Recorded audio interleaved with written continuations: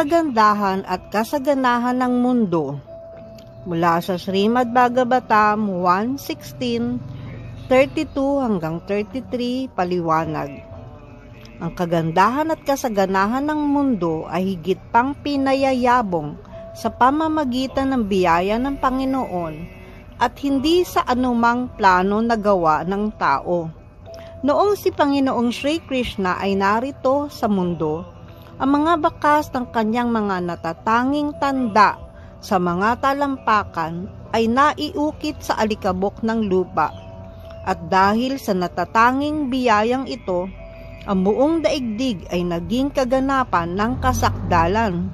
Sa madaling salita, ang mga ilog, dagat, kagubatan, kabundukan at minahan na siyang pinagkukunan ng pangangailangan ng tao at hayop ay lubos na tumutupad sa kani-kanilang tungkulin.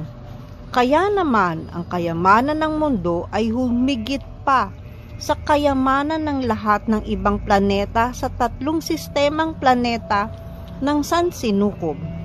Dahil dito, marapat lamang na hingin natin na ang biyaya ng Panginoon ay manatiling sumasa atin sa daigdig, upang tayo ay mapagpala ng kanyang walang kondisyong awa at magtamasa ng kasiyahan, taglay ang lahat ng ating pangangailangan sa buhay.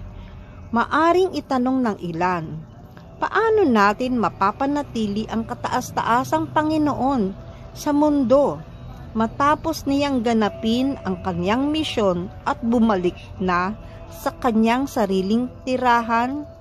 Ang sagot, hindi na kailangang panatilihin ang Panginoon dito, sapagkat ang Panginoon bilang makapangyarihan sa lahat at nasa lahat ng dako ay maaring manatiling kasama natin kung nanaisin natin sa pamamagitan ng kanyang pagiging nasa lahat ng lugar. Palagi siyang maaring sumaatin kung tayo ay magbibigay ng debosyon sa kanya sa pamamagitan ng pakikinig, pag-awit, paggunita at iba pa. Wala ni isa mang bagay sa daigdig na hiwalay sa Panginoon. Ang tanging kailangang matutunan natin ay kung paano muling hukayin ang pinagmumulan ng ating koneksyon sa Kanya, upang tayo'y muling makaugnay sa Kanya sa pamamagitan ng paglilingkod na walang bahid ng pagkakasala. Maari tayong makaugnay sa Kanya sa pamamagitan ng transcendental na tunog na kumakatawan sa Panginoon. Ang banal na pangalan ng Panginoon at ang Panginoon mismo ay iisa, at ang sino mang umaawit ng banal na pangalan ng Panginoon nang walang pagkakasala ay agad na mararamdaman na ang Panginoon ay nasa kanyang harapan. Sa pamamagitan lamang ng pag-alon ng tunog sa radyo ay bahagya nating nauunawaan ang kaugnayan ng tunog. Kaya sa pamamagitan ng pagsasatinig ng banal na pangalan ay tunay nating mararamdaman ang presensya ng Panginoon.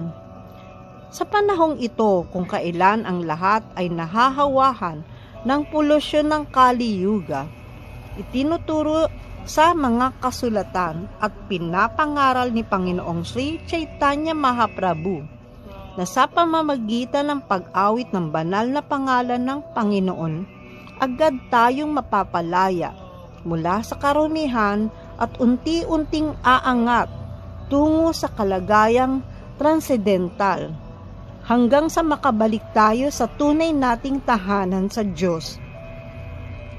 Ang sino mang umaawit ng banal na pangalan ng Panginoon nang walang offense ay kasing pala ng Panginoon mismo. Ang kilusan ng mga dalisay na deboto ng Panginoon sa buong mundo ay may kakayahang biglang baguhin ang magulong anyo ng daigdig.